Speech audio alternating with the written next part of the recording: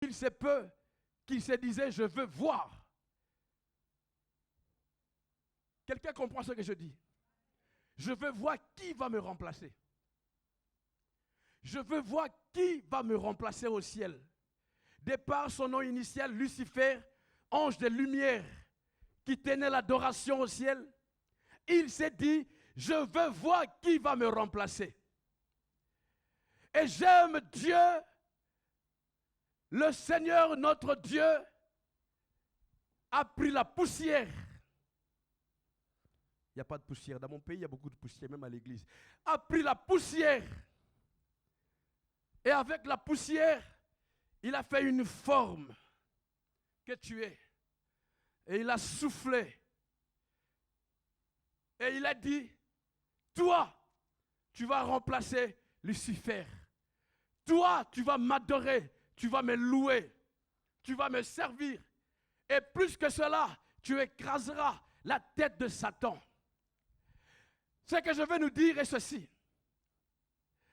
Satan par la colère, au début, n'ayant pas de révélation, parce que Satan n'a pas de révélation, au début, il commençait à tuer. Il tuait tous les chrétiens. Tous ceux qui louaient le Seigneur, il les massacrait. J'ai été en Italie, frère. J'ai vu là où j'étais nos aînés. Ceux qui ont combattu pour la foi. La première fois. On les jetait dans les arènes. Et les lions les dévoraient. Mais ce que Satan n'a pas compris, ces gens, pendant qu'on les dévorait, oh, Korababa Santa, ils chantaient des louanges, des cantiques au Seigneur. Pendant que les lions les dévoraient, ils louaient Dieu. Satan est allé au nord, il a tué. Au sud, il y a eu réveil. Il est allé à l'est, il a tué. À l'ouest, il y a eu réveil. Il devenait fou. Il ne comprenait plus rien. Il tue à gauche, à droite, les chrétiens se réveillent.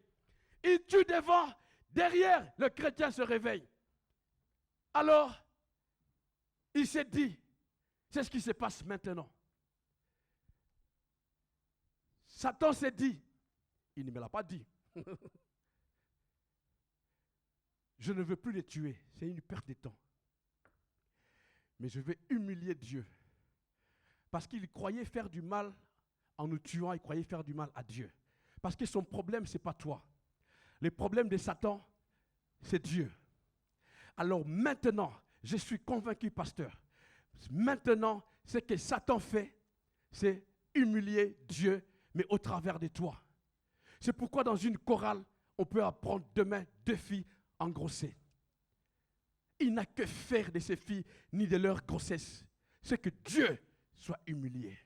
C'est pourquoi vous allez voir un couple divorcé, un couple chrétien. Le tout, c'est pour que Dieu soit humilié. C'est pourquoi vous allez voir un homme qui prêchait, un pasteur, un grand, puissant, qui ressuscitait même les morts. Mais quelques années plus tard, on apprend qu'il est tombé en impudicité. Le tout, Satan cherche à humilier Dieu. Et c'est pourquoi, mes bien-aimés dans le Seigneur, je suis de ceux qui ont accepté de prêcher le péché. Et je le prêche avec force et conviction. Parce que je sais, le jour où tu auras compris, nous serons le plus forts. Le jour que tu auras compris, nous aurons réussi. Satan n'a aucun pouvoir sur nous. Le seul pouvoir qu'il a, c'est celui que nous lui donnons. C'est pourquoi mon passage dit ceci. Tout ce qui t'arrive, tout ce que tu vis, Dieu n'est pas surpris. C'est comme un conseil que je vous donne ce soir. Je dirais encore mieux que je nous donne ce soir. Il dit, qui dira? Qui? Je ne sais pas si tu en connais quelqu'un qui peut dire le contraire. Mais la Bible, la mienne, me dit, qui dira qu'une chose arrive sans que Dieu... Mon Seigneur n'a jamais été épaté. Mon Seigneur n'a jamais été surpris. Il est au contrôle de toutes choses. Tout ce que Dieu nous demande, quelqu'un peut lire avec moi. Le verset 39, pourquoi l'homme vivant se plaindrait-il? Que chacun se plaigne de ses propres péchés. De ses propres péchés. Nous devons dire non au péché. Nous devons arrêter avec le péché. Nous devons stopper avec le péché sous toutes ses formes. Bien-aimés dans le Seigneur, quand je dis péché, je ne parle pas de la masturbation. Quand je dis péché, je ne parle pas parce que tu as volé. Quand je dis péché, je ne dis pas c'est parce que tu as menti ou tu as triché.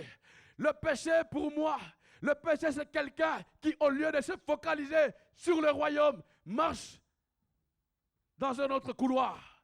Le péché c'est quelqu'un qui aura raté son but. Tu as été créé pour un but. Nous avons été créés pour une mission, à savoir louer le Seigneur, glorifier le Seigneur, bénir le Seigneur dans tout notre être. Et quelqu'un qui est en train de marcher dans des histoires compliquées, je n'ai pas à trembler pour savoir ce que c'est, je n'ai pas à réfléchir, je me dis simplement, il a manqué son but. Et le problème, c'est aller le chercher et le ramener dans le couloir. Quelqu'un qui vit une vie bizarre. Un chrétien, quand tu vois un chrétien qui est en train de vivre une vie compliquée, une vie de péché, c'est simplement quelqu'un qui a manqué son but. C'est quelqu'un qui ne sait pas le pourquoi de sa présence sur la terre des vivants. Nous sommes ici, bien-aimés, pour glorifier le Seigneur. Nous sommes ici pour louer le Seigneur. Tous ceux qui ont tenu à cela ont plu à Dieu. Selon que j'ai dit, la forme, la force, tout ce qui contient pour qu'un homme réussisse dans la vie, c'est de dire non au péché. Il n'y a pas d'autres alternatives. Il n'y a que celui-là. Il n'y a que celui-là, frères et sœurs.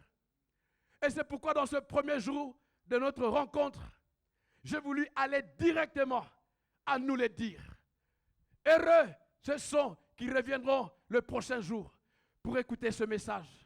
Heureux seront ceux qui se disent, je sais dans quoi je suis. Toi, tu le sais.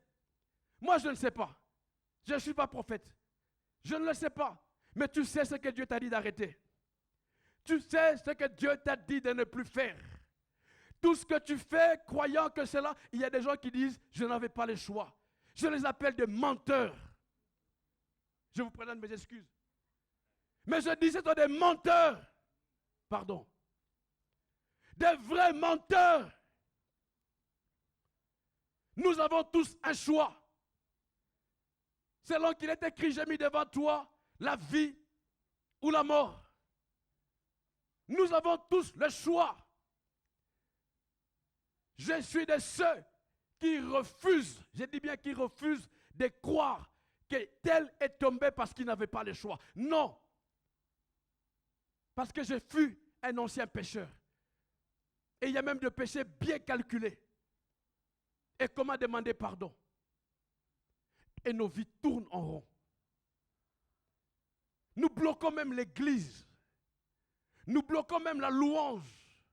Nous bloquons le ministère. Parce que nous sommes ce fruit qui est devenu amer. Et au pire, nous risquons de contaminer les autres. Bien-aimé dans le Seigneur, je t'en supplie dans le nom de Jésus, mets ta vie en ordre. Mets ta vie en ordre. Qu'on ne te mente pas que quelqu'un qui met sa vie en ordre vivra comme un malheureux. Je ne suis pas encore arrivé, mais je suis en train de mettre ma vie en ordre. Si pour toi j'ai l'air d'un malheureux, eh bien tu m'étonnerais. Je suis un des hommes les plus heureux sur la terre. Je suis un des hommes qui est calme. Mais j'ai tout mis en paquet pour que ma vie soit réglée. Tout ce qui me dérangeait, bien, tout ce qui te dérange, tu le sais. Je sais que la chose que tu fais que Dieu n'aime pas, ce n'est pas facile que tu sortes. Je n'ai pas dit que demain directement tu sors. Non, non, non. Ça prendra du temps. Mais ce qui est important, c'est que tu te décides. Seuls les décideurs sont des gagnants. Montre-moi quelqu'un qui aujourd'hui peut dire non au péché. Je te montrerai quelqu'un qui a décidé. Décide-toi. Ne sois pas égoïste. Il y a des enfants. Il y a toute une génération qui compte sur toi. Quand tu auras échoué, c'est toute une génération qui aura des problèmes. Mets ta vie en ordre. Que la Guadeloupe ne te mente pas. Ce n'est pas parce que tu prends l'avion tous les mois que cela ne te trompe pas. Que ta beauté ne te trompe pas. Que ton argent en banque ne te trompe pas. Tu as besoin de Jésus. Tu as besoin de Jésus. Et si tu veux vivre une vie heureuse, concentre-toi sur Jésus. Parce qu'il revient. Il revient. Et quand il revient, je peux te garantir, même si tu parles en langue, même si tu pries pendant 10 heures d'affilée, si ta vie est sale, tu n'entreras pas dans le royaume. Je suis convaincu que tu n'entreras pas dans le royaume. Si tu as une vie de contradiction, si tu as une vie de compromission, tu n'entreras pas dans le royaume. La Bible déclare, que te servira-t-il de perdre ton âme pour ce que tu fais? Qu'est-ce que cela va te servir? Est-ce qu'il y a quelqu'un qui peut peser les histoires qu'il fait que Dieu n'aime pas et son âme? Qu'est-ce qui est comparé à l'âme? Au point où le Fils de l'homme, Jésus, est descendu pour sauver ton âme. Et ce soir, hier, aujourd'hui, et même pendant qu'on parle, tu avais un rendez-vous, tu avais un programme d'aller pécher. Je t'en supplie, ne le fais pas. Je t'en supplie, ne le fais pas. Tu mets ta vie en danger. Tu ne le sais pas maintenant. Mais une des prières que je fais, c'est que Dieu ouvre tes yeux. Que le Seigneur ouvre tes yeux pour que tu voies quelle est la douleur, l'atrocité qu'il y a dans tous ceux qui sont en train de pécher. Bien-aimés, il y a de ceux à qui Dieu a fait grâce, qui étaient morts et qui sont ressuscités. Allez écouter ce qu'ils nous disent. Ne minimise pas ça. Ne minimise pas. Va, achète des cassettes. Le bishop Eli est au courant de beaucoup.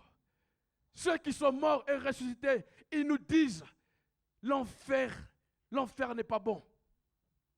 L'enfer n'est pas bon.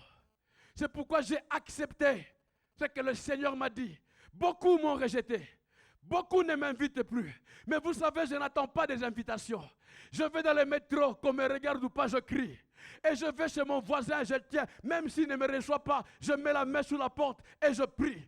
Je n'ai pas besoin d'être invité, mais je suis de ceux qui ont accepté de parler et de prêcher ce message. Moi qui vous parle, je ne suis pas encore arrivé. Mais plus je vous en parle, plus je m'en parle aussi. Nous devons travailler ensemble. Nous devons travailler ensemble. Ensemble, bien-aimés. C'est comme si je refaisais le même tour du monde que j'ai fait il y a 7-8 ans. Tous ceux à qui j'ai prêché l'argent, je suis en train de les revoir dans des situations pires. Pires. Tous ceux à qui on a prêché reçoivent les millions. Ils ont reçu. Aujourd'hui, ils sont en train de pleurer.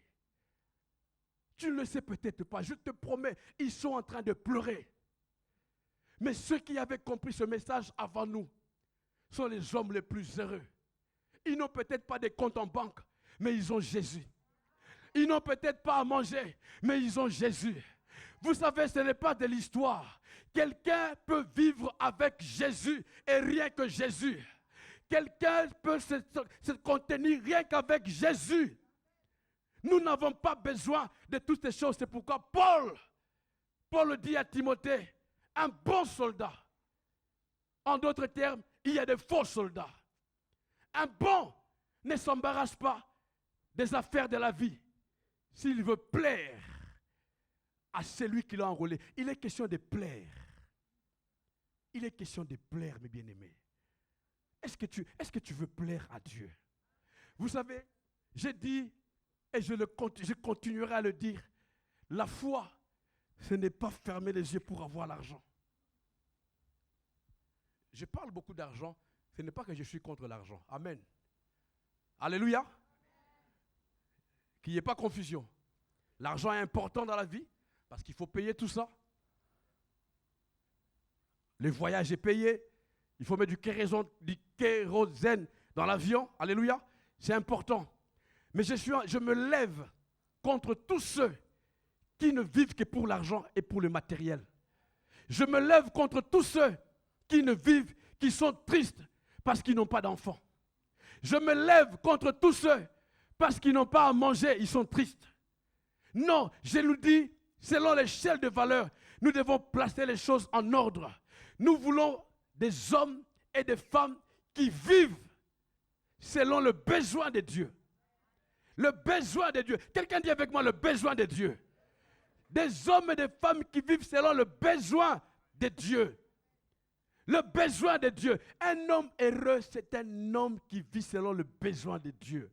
Et c'est pourquoi je dis à la télévision, pour ceux qui me suivent, il nous faut une feuille de route chaque matin. Ne te réveille pas comme un... parce que tu es en retard. Vaut mieux arriver en retard avec Jésus qu'arriver à l'heure sans Jésus. Je prends mon temps quand je me réveille en retard. Je prends mon temps et encore, quand je me réveille vraiment en retard, c'est là que je prends plus de temps. Parce que je lui dis, tu le sais et tu connais mon patron. Ce n'est pas qu'il est méchant, mais ce n'est pas normal. Il sait que je suis prédicateur. Je dois arriver à l'heure. Alors il y a quelque chose, il faut que tu m'expliques.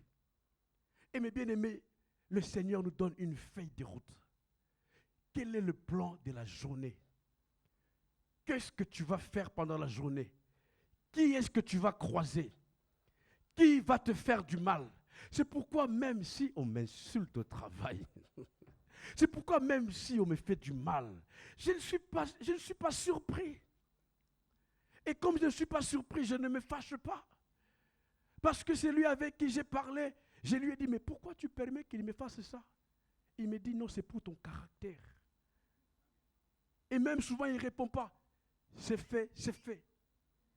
Et tu arrives au travail, tu trouves deux personnes en train de se chamailler. Je n'ai pas besoin d'être prophète pour savoir c'est quoi le problème. Je sais simplement qu'ils n'ont pas de feuille de route. C'est-à-dire l'autre est surpris que l'autre lui fait du mal. L'autre aussi est surprise que l'autre lui ait fait du mal. Mais si je ne suis pas surpris, mais je suis calme. Je suis calme.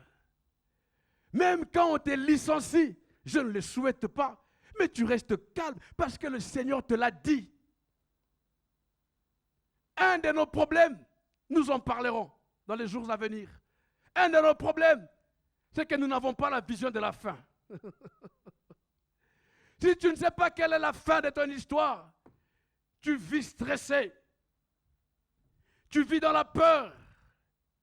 Tu vis dans l'angoisse.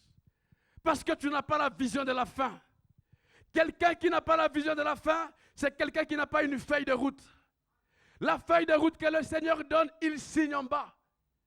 Où que tu ailles, quand les démons viennent, tu montres la feuille. Je suis en mission, envoyé par Jésus de Nazareth. Et la feuille de route que Dieu donne, selon Colossiens 2,14, Jésus efface d'abord ce que Satan a écrit. Et il écrit autre chose, et en bas il signe.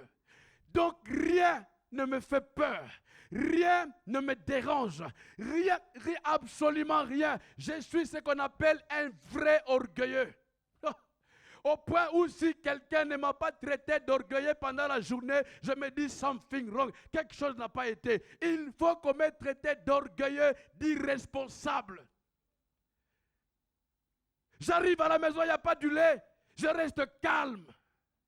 Je ne crie pas. Non, calme. Calme. Même quand le pneu de la voiture fait une crevaison, je reste calme. C'est parce que la feuille de route a tout détaillé. Et vous savez, c'est un exercice de tous les jours. Ne te réveille pas dans la précipitation. Commence par dormir tôt. Tous ceux, selon moi, tous ceux qui pêchent la journée dorment tard.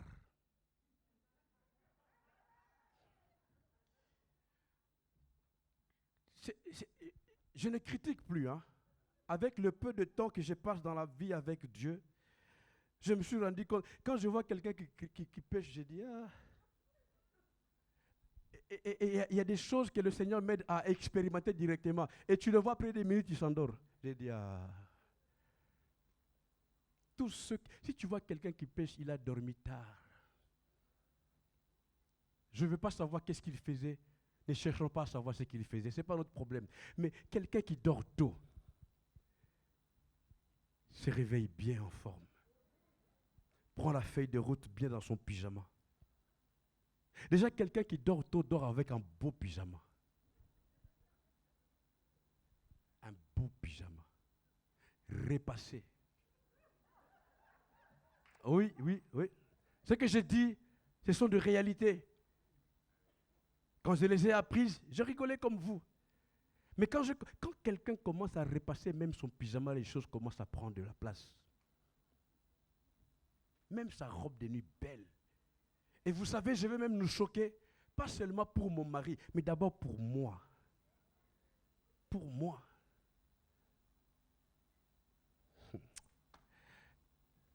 La chose qui nous tue le plus au monde, c'est parce que nous n'avons pas la vision de la fin. Nous n'avons pas la vision de la fin. Le Seigneur m'avait garanti réellement qu'il y aura autant de monde. C'est pourquoi je ne suis pas choqué et je ne dis même pas que oh, c'est la pluie. Non. Ceux qui sont ici, ce sont ceux à qui Dieu voulait que vous écoutiez ce que je dis. Donc tu as un problème si tu es en train dans ton cœur de te poser de quoi il parle. Il y a un problème, parce qu'il y a dysfonctionnement. Tout ce que je te dis, au fait, si tu n'existais pas, ces choses n'allaient pas se dire. Donc, si ces choses se disent, c'est que le Seigneur répond à tes besoins.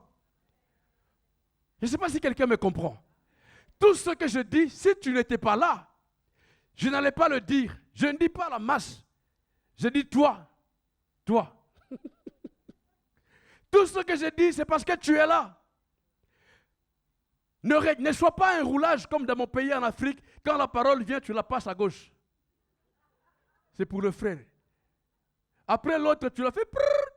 Là. Non, non, non, non. C'est à toi que je parle. C'est à toi que je parle. À toi, c'est à toi que je parle, mon frère. Longtemps, j'ai été roulage. Longtemps, j'ai dit, ça, c'est pour ma femme. Ça, c'est pour elle. Ça, vraiment. Et comme par hasard, ces jours-là, elle n'est pas là. Et je fais tout pour acheter et la cassette et prendre les notes. Ah, chérie, j'ai un cadeau pour toi. Et c'est souvent les messages du style, tu auras cru. Des messages un peu bizarres. Tu as fait quoi? Les 5 lois d'une femme rebelle. Et c'est des messages comme ça, on fait cadeau aux gens. Mais je te parle à toi, mon frère. Je te parle à toi, ma soeur. Je n'ai pas quitté mon pays pour te parler d'autre chose. Mais je suis là pour te dire que Jésus revient. Et la prière que nous allons faire, c'est que nous puissions nous mettre dans la peau d'une femme qui attend le retour de son époux. Une femme qui attend le retour de son époux, forcément cette femme doit mettre sa vie en ordre. Moi, je viens du Congo. Beaucoup de mes amis, moi je me suis marié en Europe. Dieu m'a fait grâce, j'ai trouvé ma femme en Europe. Beaucoup de mes amis ont laissé de fiancés en Afrique, au Congo. Et sont venus en Europe chercher l'argent pour faire appeler la fiancée. L'accusateur, que tu aies fait ou pas, l'accusateur appelle le mari. On a vu Sophie dans la boîte de nuit. On a vu Sophie avec une mini-jupe. On a vu Marie-Thérèse avec 3 garçons à 6 heures du matin. Et le frère ici est en train de souffrir. En fin de compte, il prend une décision. Il envoie même pas un téléphone, il envoie un mot à la fille à qui il avait fait la promesse de mariage. C'est fini parce que tu as un comportement mauvais. Et je nous dis, bien-aimés dans le Seigneur, beaucoup seront surpris. Beaucoup seront surpris parce que pendant que toi tu es en train de blaguer avec la vie qui n'est pas à toi, le diable ne fait que t'accuser. Le diable ne fait que t'accuser. Pendant que tu blagues, pendant que tu joues avec la vie, le diable t'accuse. Et si tu crois que le retour de Jésus, ce ne sont que des mythes, tu seras surpris. Mais parce que Dieu t'aime, je fais partie des gens, je ne dis pas que je suis le seul à te l'avoir dit, mais je fais partie de ceux à qui Dieu a dit de venir dire cette parole, et spécialement à toi qui m'écoutes ce soir. À toi qui est là ce soir, pas par hasard. Il n'y a jamais de hasard avec Dieu. Il n'y a pas de hasard avec Dieu. Je veux que tu vives. Je veux que tu vives. Je veux que tu vives, mon bien-aimé. En dehors de Jésus, tu ne vivras pas. Vous savez, ceux qui ne vivent pas en Jésus existent. Il y a des êtres existants et des êtres qui vivent. Tous ceux qui sont en dehors de Jésus existent. Mais ceux qui sont en Jésus vivent. Et je proclame la vie. Je proclame la vie dans vos maisons. Je proclame la vie dans vos foyers. Je proclame la vie dans vos entreprises. Je proclame la vie dans tout ce que vous allez entreprendre. Quand je parle de la vie, je veux le répéter en ce premier jour où nous mettons les bases. Je ne dis pas que quand tu sors, quelqu'un va te donner un chèque de 10 000. Non! En tout cas, je veux le répéter en ce premier jour jusqu'à ce que je sente que ça entre. Et quand je reviendrai ici vendredi, je crois, tout ce que je verrai, je vous saluerai avec honneur. Parce que je sais, et vous savez à quoi vous allez vous attendre. Qui ne nous parlera pas d'autre chose, si ce n'est de mettre nos vies en ordre. Nos vies en ordre. Nos vies en ordre. Dans tous les domaines de la vie. C'est pourquoi j'aime danser, mais j'ai préféré qu'on commence avec ça. J'aime sauter, mais j'ai préféré qu'on commence avec ça. Vendredi, je vais danser. Je vais sauter parce que j'en ai beaucoup. Ne regardez pas mon ventre, je saute sérieusement. Et je danse sérieusement. Souvent, je danse sans musique. Parce que le jour que j'ai été sauvé, il n'y avait pas de musique. Je danse, mes bien-aimés. Pas seulement dans la salle de bain. Je danse. Et quand je danse, je me réjouis de ce que le Seigneur me fait grâce parce qu'il m'a accordé le privilège de vivre ces jours. Quand je vis, le fait de vivre, c'est un moyen par excellence, un cadeau merveilleux que Dieu nous accorde pour mourir vide. Donc, quand tu fêtes ton anniversaire, en tout cas, moi, quand je fête mon anniversaire, j'ai dit, waouh, le Seigneur m'a fait encore grâce, un an de plus, pour pouvoir me préparer à mourir vide. C'est pourquoi, même s'il y a 2, 3 personnes, je parle comme s'il y avait 1 million, parce qu'il faut que je meure vide. Il faut que je sorte tout ce que Dieu m'a donné. Tout. Je suis arrivé de Martinique, directement, je suis monté sur TV Christ. Je parlais comme si quelqu'un venait de dormir. J'ai parlé, j'ai prié pour des gens. Après là, j'ai mangé un beau poisson. Non, j'ai mangé les poissons avant. J'ai d'abord mangé les poissons. Je ne dis pas que je suis fatigué parce que j'ai beaucoup mangé. L'ordre est venu, monte. Je suis allé, j'ai prié. Vous savez, il y a une science que j'appelle Chandabaré. C'est une science pépéologique. Une science devant laquelle rien ni personne ne peut tenir. Je chandabar et quand je chandabar sérieusement. Et après